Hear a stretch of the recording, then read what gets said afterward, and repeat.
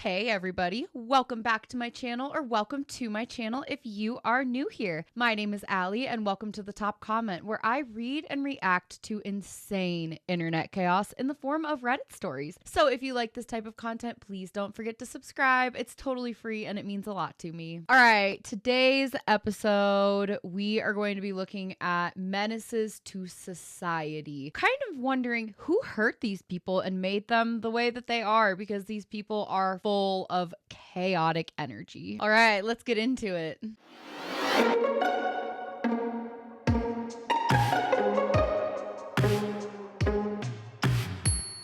Okay, story number 1 comes from True Off My Chest. It says, I shit my pants during a job interview last week. I know this sounds absurd, but exactly what the title reads. I had a job interview last week and I shit my pants during it. I do not know what messed up my stomach, but just before the interview, I felt that burning urge of needing to go to the toilet. I felt like something was wrong, but hoped I could sort it out in 10 minutes. Boy, was I wrong. I literally shit my bowels out, but still felt like doing more. I checked my phone and it was time for the interview. I did not want to delay it as it was the final round with the COO of the company. I joined the interview call, and after cleaning myself up, we started the interview and I could hear roaring noises coming from my bowels and I was full on sweating. I wished for the interview to end quickly, but the COO asked and asked. In the end, I could not hold it up anymore and literally shit my pants.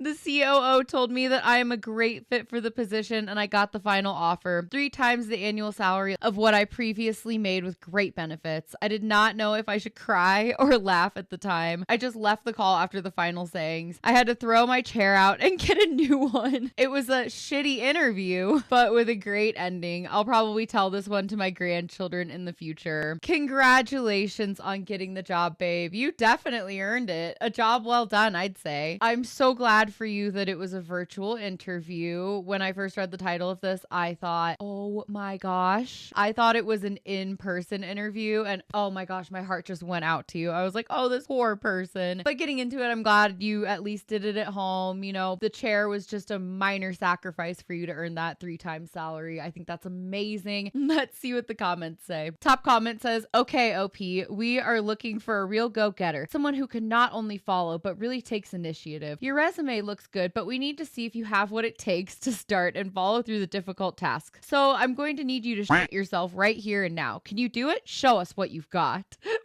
I know, man, you really wanted that job. You put everything out on the line. And I mean, like I said, your chair is just a minor sacrifice in the bigger picture of everything right now. The next comment says, great, when can you shart? 1.4K upvotes. This next one says, the shitting your pants part was for balancing. Otherwise, you would be too overpowered with your new job. Good luck and congrats. Yeah, OP, the universe said, hey, you're too powerful. I'm going to knock you down a peg right now. And it was really probably a very humbling experience for you. And you absolutely should tell your grandchildren someday. The next comment says, how did that interview with the potential new guy go? He was uptight in the beginning, but by the end, he seemed so relaxed and relieved. I'm sure you were kind of relieved. I hope your stomach started feeling better immediately after that, for all it was worth. The last comment says, this is my particular brand of anxiety. My absolute worst one was being undressed from the waist down for a pelvic exam. I had to run barefoot out of the room, wrapped in a paper drape to barely make it to the restroom. Then I had a full-on panic attack. Round 2 would be on the table with the doctor face first in my nethers. Fortunately, my doctor is amazing and he instead held my hand and said we could skip that part because clearly emotional trauma isn't going to benefit anything. Oh, you poor people. Comment below. Have you ever shit your pants? I haven't in public. So I want to know if you have. I want to hear the full story down in the comments below. Be vulnerable today. Make other people laugh. That's what we're really here for. All right. This next story comes from r-confessions. It says, accidentally started a year-long prank war with a total stranger and they have no idea it's me. me. It all started with a simple mistake. I was at a coffee shop, distracted, half awake, and when the barista called out Jake, I grabbed the drink without thinking. A few sips in, and I realized my mistake, but it was too late. Some poor guy named Jake was probably inside, wondering where his caramel latte had vanished to. The next day, I walked in and saw a sign near the register that says, if your name is Jake, double check your order. I should have let it go, but something about it made me laugh, so I decided to keep the joke going. I started leaving cryptic sticky notes around the shop that said things like, Jake knows. I asked the barista in a hushed tone if Jake had been in today, and once even wrote, thanks for everything, Jake, on the community chalkboard. Sometimes I'd order under his name and tip extra just to confuse him. Over time, the barista started talking about Jake like he was some kind of local legend, and I have no idea if the real Jake has any clue what's going on. I don't even know who he is, but at this point, I think I'm in too deep. So Jake, if you're out there, I'm sorry, but also, are you okay? No, Jake is not okay. You've traumatized him. You've probably made him think that he is absolutely losing his mind. You've probably made him think that he is so off his rocker. He might not even go to that coffee shop anymore. You are causing this man pure chaos. Let's see what the comments say. The top comment says, this is one of those rare perfect examples of a mostly harmless prank in which no one gets hurt, harassed, or traumatized for social media clout, aside from the mistakenly stolen coffee that was the true innocent bystander in this situation. The next comment says, how long before they call out an order for Jake and one by one all the patrons start to stand up and say, I am Jake? Imagine if everybody just gets in on the joke and it just becomes one whole big massive prank between a bunch of strangers. I think that's pretty funny. The next comment says, I love this. Hashtag Jake strong. Yeah, I'm definitely team Jake in this one. The next comment says, everything about this is so elegant. I am obsessed. Me too. This is the type of harmless funny that the world needs more of. I'm not a prank person myself. Do not ever prank me. I don't like it. I will cry. But this is really funny. This is totally innocent. The last comment says, I would send flowers to this coffee shop for the best baristas ever. Signed, Jake. Yeah, how long do you think you can keep this going? Because there's a bunch of different outlets that you could totally explore just to mess with people further. All right, my dear, you are a menace to society, particularly to Jake. Jake, if you're out there watching, some dude is stealing your coffee and he just admitted it online, so you're not crazy. All right, y'all, this next story comes from Ask Reddit. So basically, people will go on this forum and they will ask Reddit anything and everything. It says, former actors at Disney parks, what's the weirdest thing that happened to you while you were in character? The top comment says, I squeezed Goofy's nose when I was little and he pretended to cry and I still live with the shame. How dare you make Goofy cry? That is criminally offensive. The next comment says, I was one of the performers for Nick Wilde from Zootopia a few years ago, and if you're not aware, a large number of people in the furry community find him highly attractive. You can just imagine the number of people in that community who flirted with me and or Judy and whispered some pretty sexual things to us. I think I also had a guy grab Nick's tie like in a flirty way, and he had to be escorted out of the park. The moral of the story is, don't be inappropriate with the characters. We are real people underneath, and there are legitimate consequences for that kind of behavior. There's probably a reason why you get kicked out of the park, and as far as I know, Disney takes their lifelong bans very seriously. Like, if you get banned from a park for life, you are absolutely banned for life. They take it so seriously, and they have the money to back it too. That is definitely interesting. I think I might be more traumatized to be a Disney character in one of these suits than I would be to be Jake at that coffee shop. The next comment says, dated an actress. The weirdest she had was a man asking for him to be in the suit for an hour. He offered her $3,000 for it. Oh my God. Oh my gosh. Somebody replies to this comment and goes, which suit? And OP just responds, Piglet. That is unhinged. I don't even want to know what he was doing in there. That's bizarre. The next comment says, I was playing Goofy inside a restaurant and I got swarmed alien style by a horde of kids all under the age of 10. Unfortunately, while I was playing around with them, the inner hood below the mask slipped over my eyes and I was completely blinded. We had assistants around whom we could signal for help by flapping our arms, but the kids had made it a game of attaching themselves, targeting Tarzan style to both my arms, and to raise them, I would have had to lift 3 to 4 kids per arm. Dangerous, even if I had been strong enough to do that. Oh my goodness, you turned into a real life jungle gym there. I found myself blind and completely rooted to the spot, unable to ask for help, and with nobody realizing that I was in trouble. I spent a solid 10 to 15 minutes in that sort of limbo, reflecting on the life decisions that had either taken me there, until the assistant came over and whispered, "Set is over, dude," and I finally managed to signal that something was terribly wrong. Oh, you poor thing. Because yeah, you can't, when you're in that suit, your arms are in it, you can't just suck them back up in and pull the thing over your eyes. That would be terrifying. Someone replies to this comment and says, "I'm sorry, but I'm laughing imaginally goofy, rooted in place, contemplating life decisions in the middle of a restaurant." That's so funny. You have to be a very good sport to get inside these suits and know that there are going to be wild children all around that don't understand the concept of no. It takes a really brave person to be able to do that. The next one says, "I dated a girl that played one of the fairies for the Tinkerbell place. Beyond the pretty much daily occurrence of old dads hitting on her, she was 19 at the time. The weirdest thing to happen to her was a woman with a 4-year-old little girl that was all excited to get a picture with Tinkerbell, who was busy. So my ex volunteered to do pictures and entertain the little girl while they waited. The woman was a real bitch about the idea, rudely saying that she was here to see Tinkerbell and not off-brand fairies. So just shrugging it off, my ex moved on. A bit later, she hears a commotion and Tinkerbell is obviously upset, and security shows up. Apparently, this woman was Tinkerbell's bio mom and had taken her granddaughter to Disney just to violate the restraining order against her. Oh my God. Disney jail is a real place. That took a wild turn. I did not expect any of that. I feel like I just got whiplash from reading this. Like I said, you have to have some pretty thick skin to,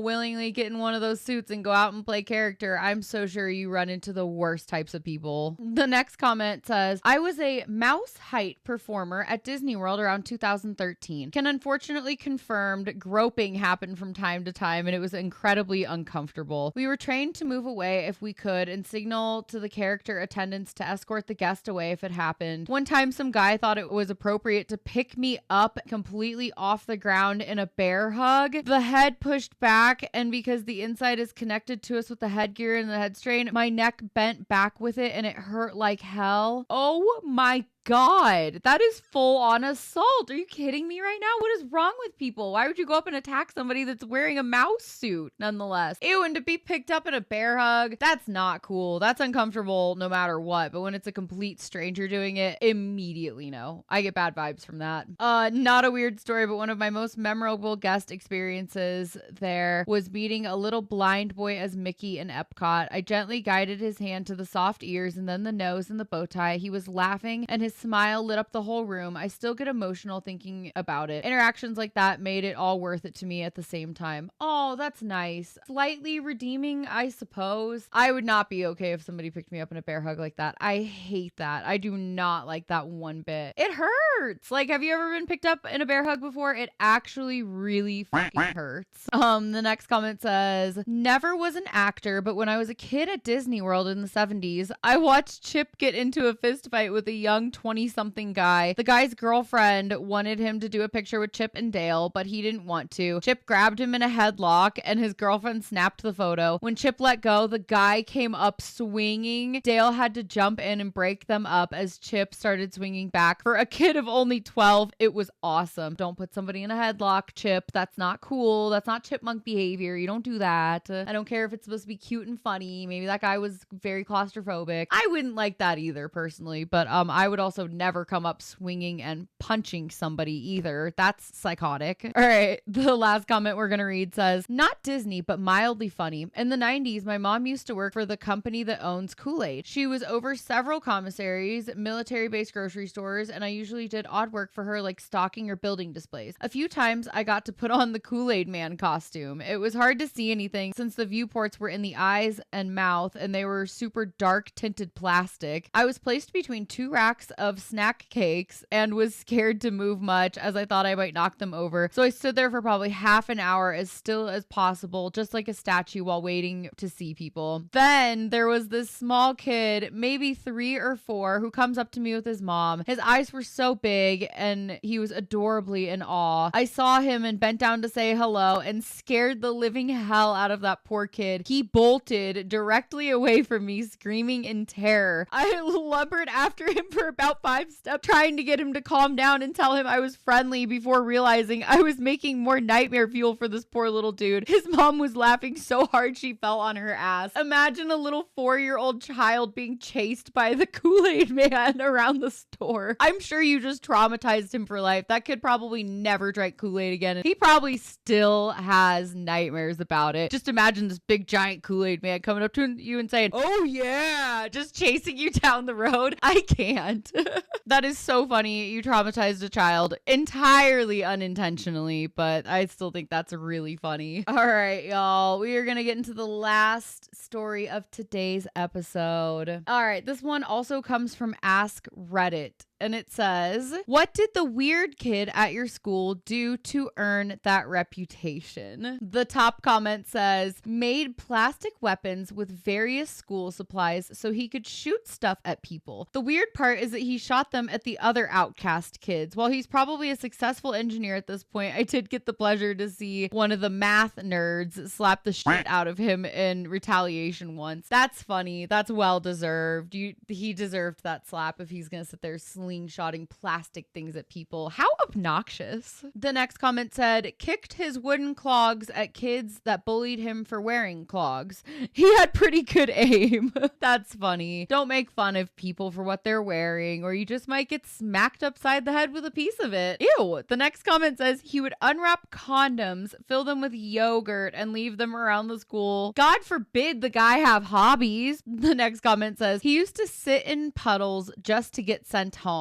Then the school realized and stopped sending him home. He carried on regardless. So he's just sitting in gross, soggy, squishy clothes all day. That is a texture nightmare. Somebody actually responds to this comment and said, had a kid do something similar in 2nd grade. He peed his pants one day and was sent home. And like a week later, I was in the bathroom and he was splashing and rubbing water onto his pants with this huge grin on his face. And then he ran out crying that he peed his pants again. He was once again sent home. Well, like a week or so later, he tried to do it again and the teacher caught on, and so did the nurse and the kid's parents. When he went to the nurse's office to call home, there was already a fresh pair of pants and underwear waiting in a bag from his parents just so that he could stay in school. He got called pee pants for years after. Oh man, high risk, no reward. The next comment says, had a German foreign exchange student that dressed up like Willy Wonka and carried around pies. For a while, I thought the only English he knew was, do you like pie? He was weird as shit, but always smiling, and the pies were good. That's a little creepy. I don't know how I feel about that. The next comment says, the weird kid at my high school got into an argument with a pretty popular kid. Popular guy wanted to fight. Weird kid told him that if he wins, he gets to keep the popular guy's thumbs. They didn't fight. I don't think I would fight somebody either if they just looked me straight in the eye stone cold and said, if I win this fight, I'm keeping your thumbs. You can't really do a whole lot without your thumbs, you know? That would be, how would you grasp things? The next comment says, he had a walking stick that he didn't need and claimed it had a sword in it. We all believed him for about a week until he started claiming that only the worthy could pull it after we tried to get him to show us. That is some weird King Arthur shit, my guy. Also, if a kid is openly saying that they are bringing a sword to school, please say something. That is terrifying. The next comment says, he used to eat milk bone